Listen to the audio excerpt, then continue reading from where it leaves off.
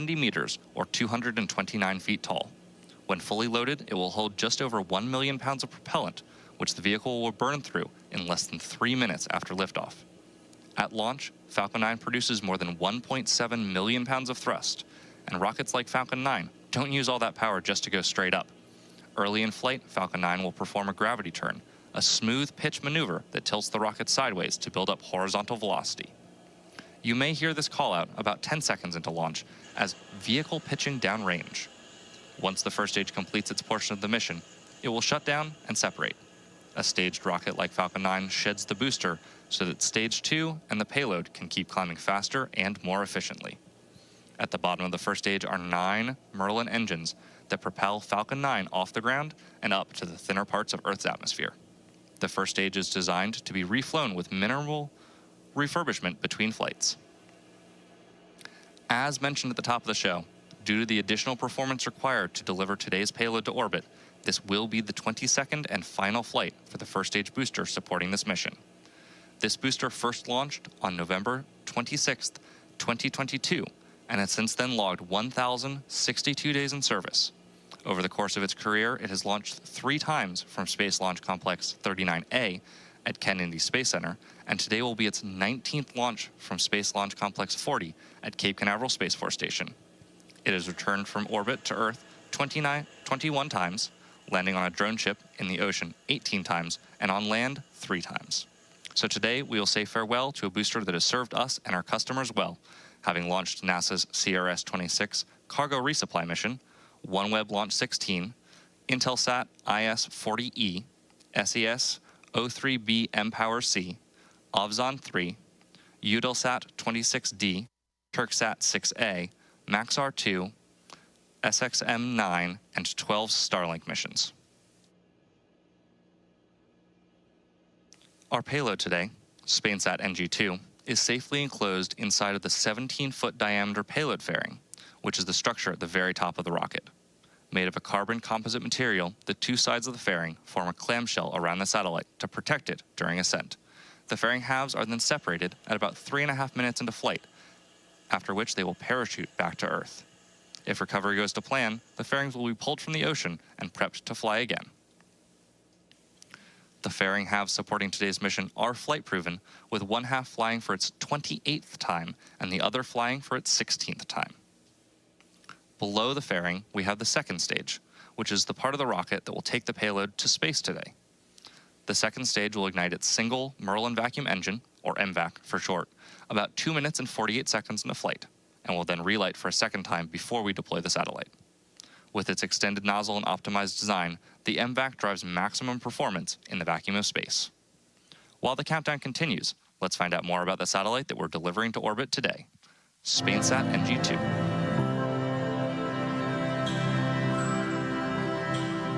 The SpainSat NG program will provide a sovereign, secure communications capability for government missions, with 2 new generation satellites based on Airbus's Eurostar Neo platform, which is developed under the European Space Agency's partnership projects.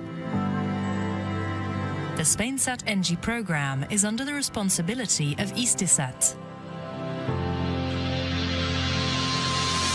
Istisat is an international service provider of X and military Ka-band for government and military applications. Our role in the program SpainSat NG is to be the customer of the full program, including the space and ground segment, the launch, and the operation and exploitation of the satellite during 15 years lifetime. What's unique about the SpainSat NG program is the PASSIS 3 funding partnership model. PASSIS 3 is a financial scheme to develop the most innovative elements of the SpainSat NG payload with the support of the Center for Technological and Industrial Development, CBTI, in a framework of a private-public partnership between the European Space Agency and Istisat as an operator of the sat. The most innovative element of the payload is the X-band active antenna system, comprising both receive and transmit antennas. Something as complex as the DRA's antenna in X-band, an active antenna that can move the beams electronically and can configure the beam electronically without any movement, is what makes this satellite the most advanced one in Europe today. These active antennas are at the cutting edge of new technology, with beam hopping and geolocation capabilities enabling artificial intelligence, big data, and the Internet of Things on the ground. The antennas are being developed by Airbus, which is leading a consortium of 5 Spanish space companies.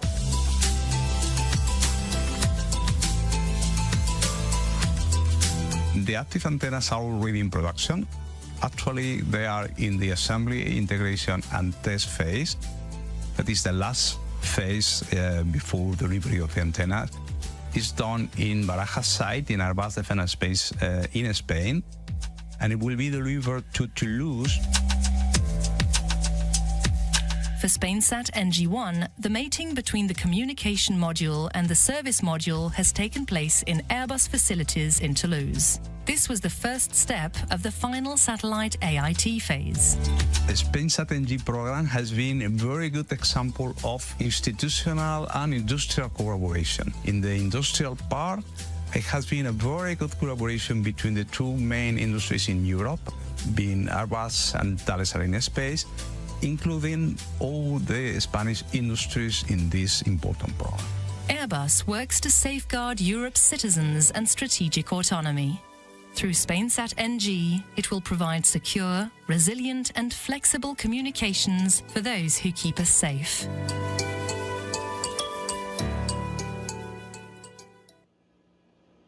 Next up in the countdown, the transporter erector, or TE, will begin to retract away from Falcon 9. That is the large truss structure you see standing next to the rocket. It is hinged at the base and connected to the launch mount beneath the first stage. First, we'll see the clamp arms open around the second stage. Tank suppressing for strong back retract. And that's a good indication that we are on track for an on-time liftoff as the transporter erector prepares to retract. Like I said, first we'll see the clamp arms open around the second stage, and then the TE will begin to pivot back, slowly swinging away from the rocket. It'll reach full recline by T-minus 3 minutes and 40 seconds. You may also hear the TE called the strongback, the same structure. Strongback retract has started. Different name. And as you heard there, strongback retract has begun, so watch for those arms to start to open. The TE does roll the Falcon 9 out to the pad. It also raises it vertical and stays connected through the final seconds to launch. It provides fuel, power, telemetry, and command connections between ground systems and the rocket. We're just about to see those clamp arms start to open around the second stage of the vehicle. Those clamps help to stabilize the second stage during propellant loading, and are also there to prevent movement in high winds. Once they're open, the rocket will be fully free at the top. And there you can see on your screen, those clamp arms have fully opened.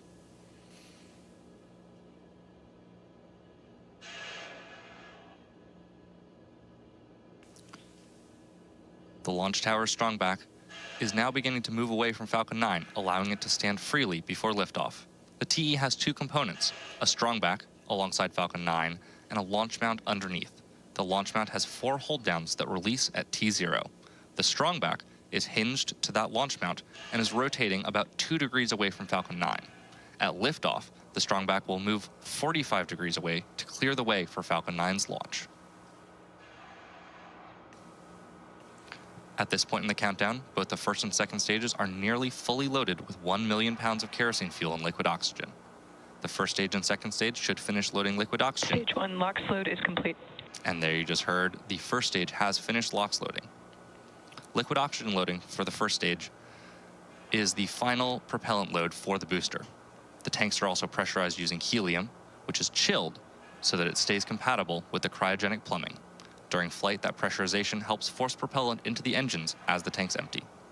At T-minus 60 seconds, Falcon 9 will enter startup. At that point, the rocket's onboard flight computers will take over, and from there on out, the countdown will be fully autonomous. Just inside of T-minus 2 seconds, the 9 Merlin 1D engines will ignite, and once they're at full power, Falcon 9 will lift off the pad and begin its climb to orbit. After that engine start, the Falcon vehicles are held down until all vehicle systems are verified as functioning normally before we release for liftoff.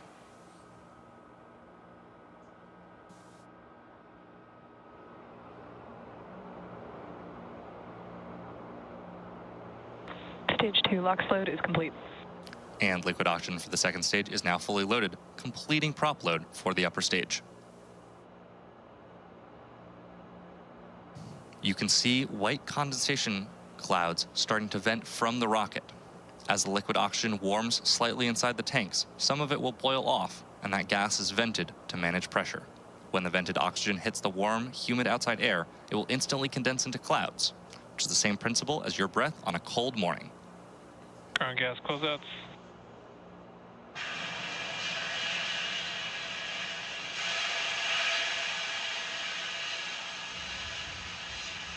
Standing by now for confirmation that Falcon 9 is in startup at the T-minus 1 minute mark.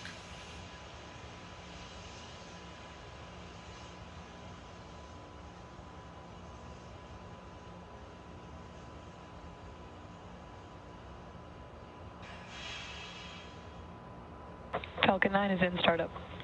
As you just heard, the autonomous flight computers have taken over the launch countdown, and stages 1 and 2 are pressurizing for launch.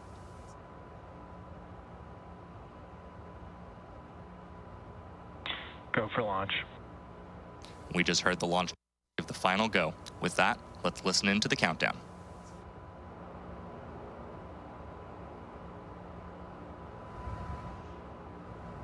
T-minus 30 seconds.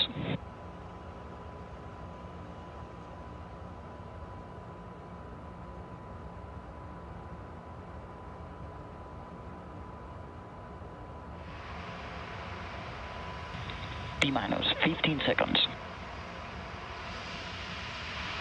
T-minus 10, 9, 8, 7, 6, 5, 4, 3, 2, 1. Ignition. And liftoff. Go Falcon, go SpainSat NG II. Vehicle is pitching downrange.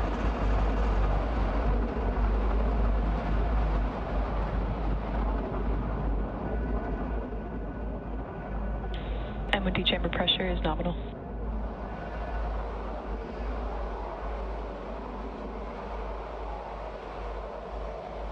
As you can see, Falcon 9 has lifted off from Space Launch Complex 40 at Cape Canaveral Space Force Station in Florida. The Falcon flight computer will now begin throttling down engines in preparation for max Q, or maximum aerodynamic pressure. Power and telemetry nominal. Good call out there for a nominal state of the vehicle. Vehicle is supersonic.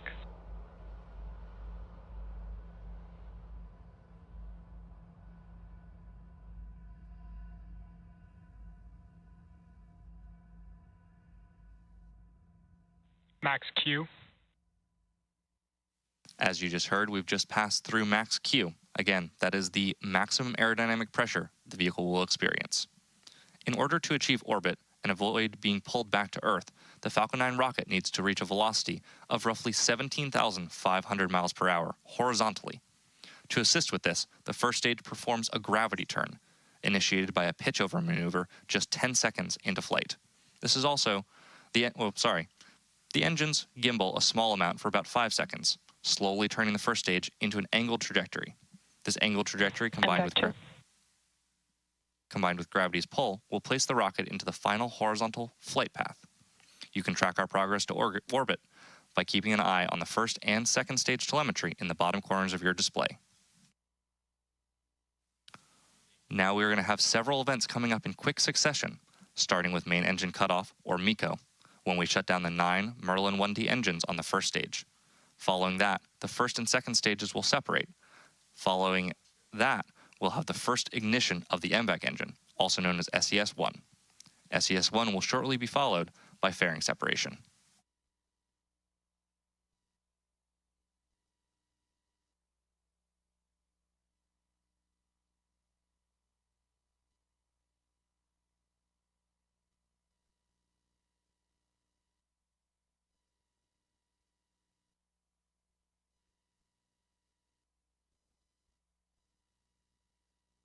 Stage separation confirmed.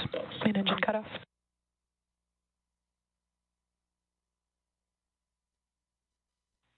MVAC startup. And there you heard and saw those events that happened back to back. MECO, Stage SEP, and SES-1. As a reminder, the first stage will not be recovered today. In preparation for this, we removed the landing legs and grid fins to decrease the mass of the first stage and save them for use on future missions. But for now, we say to the first stage, thank you and farewell. Fairing separation is next in just a few seconds. We will be attempting to retrieve both fairing halves once they fall back to Earth using our recovery vessel, Doug.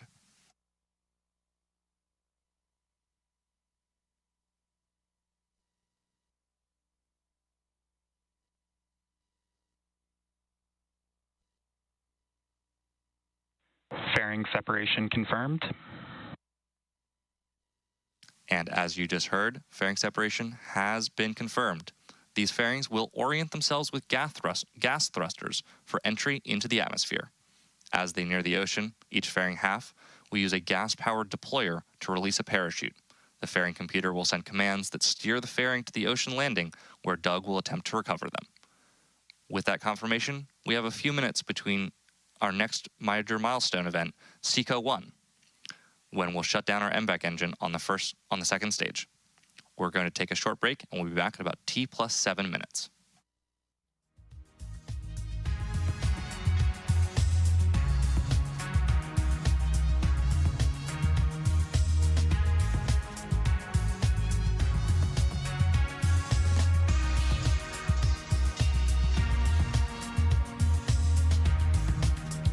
Stage 1 FTS has saved.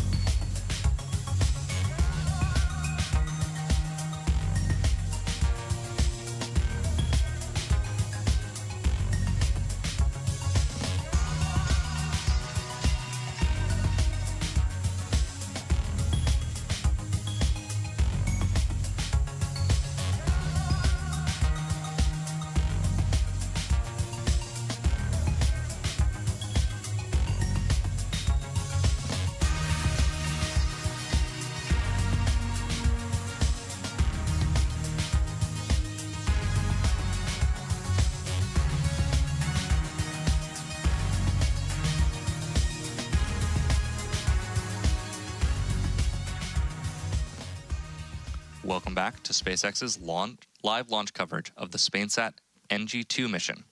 Liftoff occurred at 9:30 p.m. Eastern Time from Space Launch Complex. Terminal guidance. From Space Launch Complex 40 at Cape Canaveral Space Force Station in Florida. And we've had a nominal flight so far. As we mentioned before the break, coming up next, we'll shut down our MVAC engine on the second stage, also referred to as SECO 1, which should occur at about T+8 minutes. After that, we're going to look for confirmation of good orbital insertion. The MVAC engine is optimized to operate in space, producing... Stage 2 FTS has saved. There you just heard that our Stage 2 FTS has saved. As I was saying, the MVAC engine is optimized to operate in space, producing 220,550 pounds of thrust in vacuum, and is designed to be stopped and restarted multiple times. MVAC shutdown.